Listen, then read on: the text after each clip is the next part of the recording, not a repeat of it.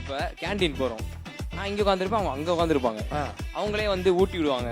இந்த நீ சாப்பிட்டு, நான் சொன்னேன் நான் சாப்பிட்டேன் இல்லை நீ சாப்பிட்ருக்கே மாட்டேன், இந்த ஊட்டுன்னு ஊட்டி விடுவாங்க. சரி நான் பெஞ்சில் படுத்தா, எதுக்கு பெஞ்சில் படுக்கிறேன், மடி இருக்கல, என் மடியில் படுக்க வச்சாங்க.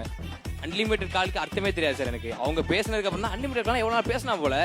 விடிய ஃபோன் பேசி நடுவில் 2 மணி நேரம் தூங்குவாங்க. தூங்கிட்டு நானும் தூங்கிட்டு ஃபோன் வச்சுனா திரும்ப அடிச்சு இந்த தூங்குனா ஃபோன் வச்சிருவேன், அவ்வளோதான். இந்த மாதிரி லவர்ஸ்லாம் பார்த்தாலே வயிறு எரியுதுல அப்படின்றாங்க.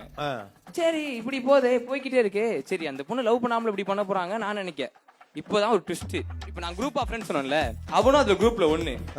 இந்த குரூப்ல டூப்னு ஒருத்தன் சொன்னல, அது மாதிரி தான் இருந்துகிட்டு இருந்தா ரொம்ப நாளா. சரி நம்ம பையன் தான் ஒண்ணும் இல்ல போல அப்படின்னு நான் நினைச்சிட்டு இருந்தேன். நான் அந்த பொண்ணை லவ் பண்ணது அந்த பொண்ணுக்கு தெரியாது, அந்த பொண்ணு அவனை லவ் பண்ணது எனக்கு தெரியாது. என்ன நடக்குங்க இங்க? என்ன நடக்குது? நீ தான் நடக்கிற. அந்த பையனுக்கு நான் லவ் பண்ணது அவனுக்கு தெரியாது.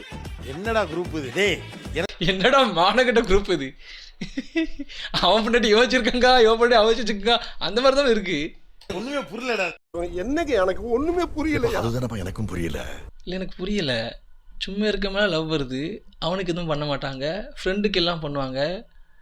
சரி நீங்கள் ஃப்ரெண்டாக இருங்க, ஃப்ரெண்டுனா லிமிட்டில் இருக்கலாமே. அது என்ன ஃப்ரெண்ட்ஸ் வித் பெனிஃபிட்ஸ் மாதிரிலாம் இருக்குது. யாரை நம்பர்னே தெரியல தாசனா, சனி எப்படி பண்ணிட்டான்.